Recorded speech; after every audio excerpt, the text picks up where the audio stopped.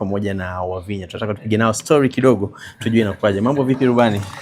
Mambo iko fresh. Iko fresh kabisa. Kwanza karibu, alafu pili hongera. Asante. Mtihani wa pili naona uliopita. Lazima. Kwani wa kwanza ilikuwa noma? Na hiyo mtihani inakuanga noma. You know, you given unapongo 1 year kufanya. And you're given up to 10 attempts. It's a very complex exam. So ukimaliza hiyo now you can go work for the airlines. So it's a very serious exam. Ni kama zile za medicine. Hakuna sijui B, hapo ni either you passed, it's an A or nothing. Kwa hiyo ilikuwa chance yako ya pili ambayo ulikuwa umepewa. But finally nilimaliza. So what would have happened ungefail ya pili? No, unapewango 10 times. You're actually given 10 times to do it. So if those 10 times lapse, sasa wanakuambia sasa wewe you have to go back to school and start and you know just take your time and then come redo all of them. Watu wamekuwa kidogo tu, watu wamekuwa kizungumza wakisema mbona umekuwa ukiendesha ndege na ulifeli, unajua, so watu hawaelewi how does it work? Hapana, there actually 2 licenses. Already I'm a licensed pilot. Even before I did the exam, I was already flying. So I have what we call a private license that allows me to fly, like I can fly Wavinya, I can fly my family, I can fly in any setting provided I'm not getting paid. Okay. So now the commercial removes that restriction and also allows you to fly very big airplanes. So it allows you to fly passengers, paying passengers. So ukiwa kama sasa nikiwa na private, bado I can still fly even some light jets, but now inakuanga nayo restriction. Like lazima uende ufanye more studies so that you're able now to fly for big airlines and big planes. Okay.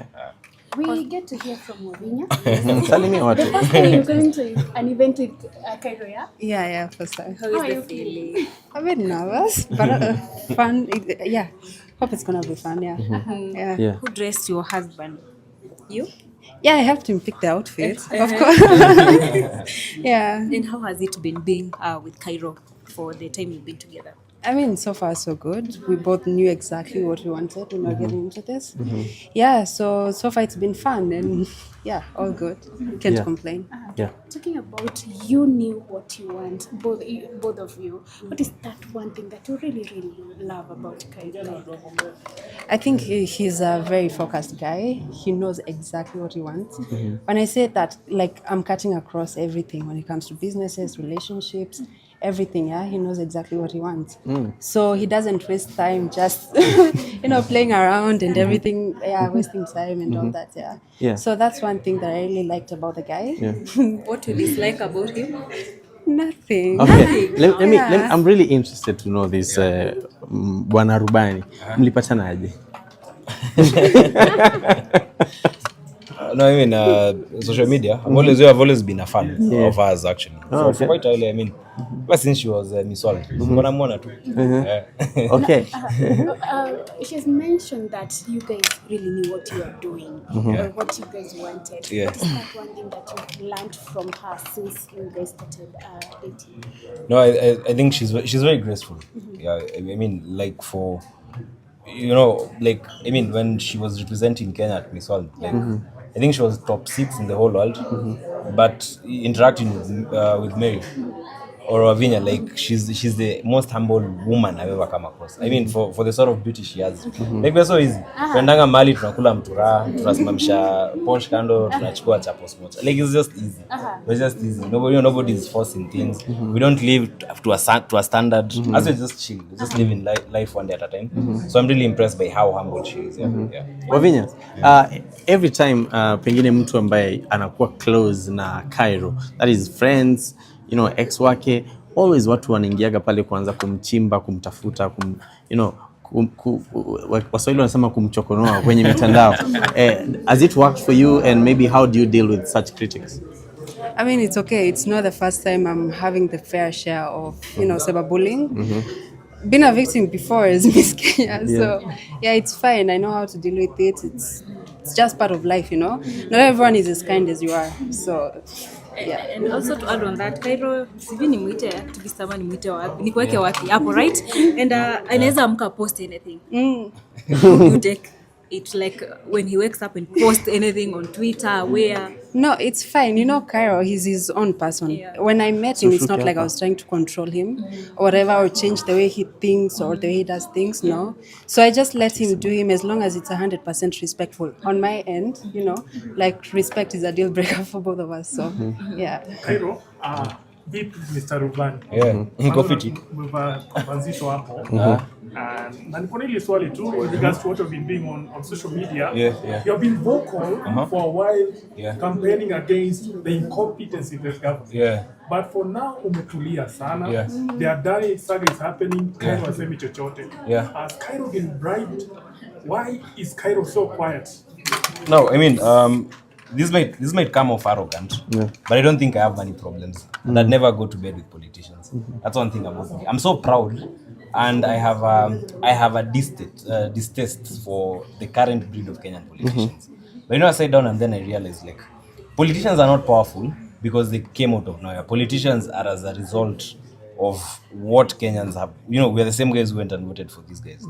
So I just realized, look, one moment you'll be at the forefront, risking your life, risking everything. I mean, I have a business, creating very powerful enemies, but the next day, the same Kenyans who are going to attack you. And I was like, you know what, look, this is not my battle. But what I'm just hoping as a Kenyan, now as a private citizen, I don't hold any role in government or anything, is that in the next election, people are going to use their brains. We're all going to think through before we do anything. Because right now, I mean, this country is just, things are not working right. And the moment you start taking these things to heart, trust me, you really, I mean, during those days, the days I stayed up late, I couldn't sleep. Because you just look at this country and you're like, the madness, the insanity of one country can make you go insane. So I think I just came to a point and I was like, you know what, let me just chill. I mean, I have Wavinya to take care of, I have businesses to run. And we just wait and pray that we will be alive for the next election and vote right. That's the only thing that can save this country. And of course, we have been seeing Orana Kibaso, doing the civil education. Yeah. Are you ready to support his ideas? Are you ready to maybe hata kama kuna pesa unaweza msaidia kidogo mahali inawezekana? Well, for me right now, if there's one thing I'm really trying to avoid, and I really don't want to be involved with this politics, because I've learned one thing is that people are very selfish. You see, some of us are not driven by money, but there are so many people, and I'm not saying it's driven by money, I'm just saying there are so many people who you don't know, you don't know who's the master of these people. At times you might be doing things with people, maybe supporting an initiative. Kumbe chini ya maji watu wana pesa inatembea. So it's not coming from the heart, it's coming from a point of money. But you have to appreciate what he's doing. The civic education is very good. I mean, that is something we can all agree and say, look, people need to think through, we need to get the right people, and you need to expose the lies that are in government. So that's something I personally support. But in terms of supporting more than that, maybe joining money, now that will put me in the crosshairs of politics, and it's something I really want to stay with. Watu wanajiuliza sasa umepata leseni ya kuwa commercial pilot. Tutaacha kukuona ukituzia magari upotee kabisa au inaendaje? No, hapana. Okay, unajua hata sasa nikiuza magari, me I still fly. Si niko shule. I've been going to school, I've been attending lectures, I've been going for flights. So nothing is going to change. What you might see is you might see me you might actually see me in a company. Flying in a company. Yes. So I don't know, I still don't know who's going to hire me. I think I'll just finish up everything and I'll submit my request to those people I know. I have friends in the industry, talk to them. So you will see me flying, but I will not be flying like full time. So you might see me flying on Monday, Tuesday, then maybe the rest of the days I'm just doing the kawaida thing, cars, madam over here. So just balancing church, the kawaida things. So I won't do flying like ile full time 24/7, but I'll do a lot of flying. How's Jetman coming along? Jetman is doing well. We've been doing quite a number of trips lately. Even this kesho we have a helicopter trip. I mean, right now we are pushing a couple of heavy transactions. There's a couple of heavy planes we are working on, deals all around the world. So things are looking up. Everything is good. Drive-Fi transit. Sorry? Drive-Fi transit tag. Sorry? Drive-Fi? Drive-Fi. Na transit tag. Bado, Morris, we always in communication every day. Morris is one guy we talk to every day. He's been very supportive. Na bado behind the scenes tuko huko marketing, tunasaidia tu kusukuma. It's only that maybe you might not see us, but kiroho tuko pamoja. Zungumza na, unajua umeongea na mafans, umeongea na sisi. Mwambie Wavinya kitu mbele ya kamera. Ndamwambia nini? I mean, I always tell every day I wake up, I tell her two things. I always tell Wavinya two things every day, 24 hours. What do I tell you? Waambie. Two things. He says he loves me and I'm very beautiful. Maybe Wavinya, what do you tell him? No, I tell him the same thing, reciprocate. I love him too, and he's like very handsome. Thank you so much. Karibuni sana.